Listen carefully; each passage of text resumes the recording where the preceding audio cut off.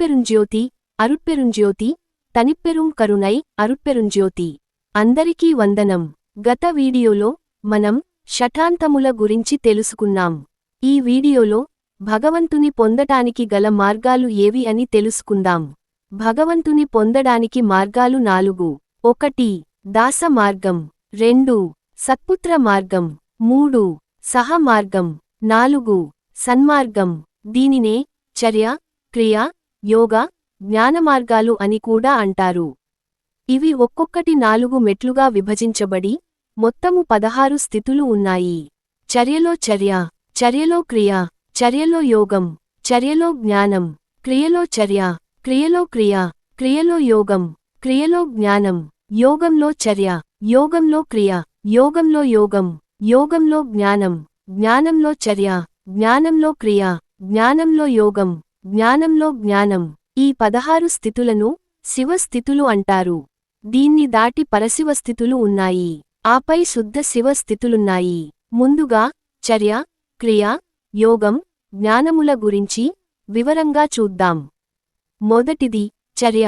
ఆలయాలకు వెళ్లి దైవదర్శనం చేయడం, అర్చన, అభిషేకాలు మొదలైన క్రతువులను చేయడం, ఆలయ కైంకర్యములను చేయడం, భగవంతుని వివిధ రూపాలలో కొలవడం, పురాణ గాథలు, అందులోని ఆచార నియమాలను పాటిస్తూ ఉత్సవాలు, వ్రతాలు వంటివి చేయడం. భగవంతునికి దాసునిగా ఉండి సేవ చేయడం. దీనినే దాస మార్గం అంటారు. దీని ద్వారా సాలోక ముక్తి లభిస్తుంది.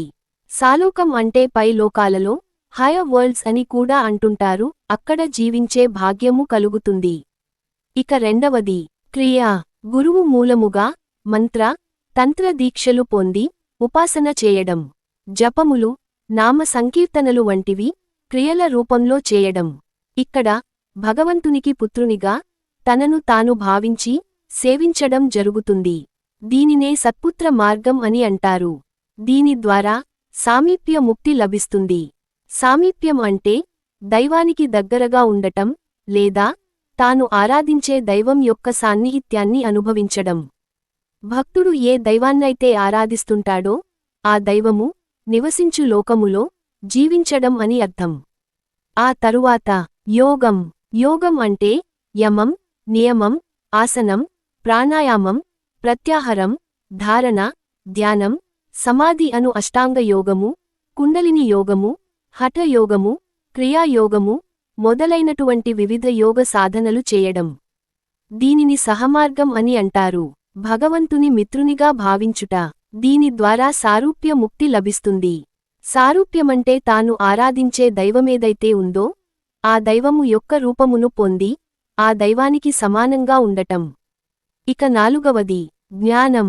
ఇప్పటివరకు దైవాన్ని రూపముగానూ, రూపారూపముగానూ, అరూపముగానూ దర్శించిన మానవుడు జ్ఞానమార్గంలో ఈ మూడింటిని దాటి భగవంతుని సచ్చిదానంద స్వరూపముగా అన్నింటా ఆ భగవంతుడే ఉన్నాడని గ్రహించి జ్ఞానముతో భగవంతుని ఆరాధించుట. శాస్త్రాలు, జ్ఞాన ఉపదేశాలలోని రహస్యాలను గ్రహించి సత్యమార్గంలో జీవించుట. తనలోనూ ఇతరులందరిలోనూ అన్నింటా దైవాన్ని చూడటం. తానే దైవమని గ్రహించడం. ఇది సన్మార్గం. దీని ద్వారా సాయుజ్య ముక్తి లభిస్తుంది.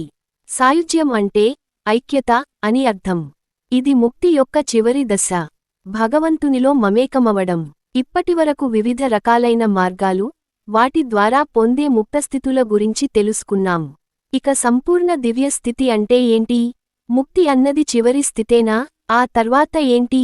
వల్లలార్ ఎవరు? ఆయన జీవితం, చూపించిన మార్గం, మానవాళికి ఆయన అందించిన జ్ఞానం ఏంటి అని రాబోయే వీడియోలో వివరంగా చూద్దాం. సకల ప్రాణులు సుఖ సంతోషాలతో వర్ధిల్లుగాక. లోకా సమస్తా సుఖినోభవంతు. అరుట్పెరుంజ్యోతి అరుట్పెరుంజ్యోతి తనిప్పెరుం కరుణై అరుట్పెరుంజ్యోతి.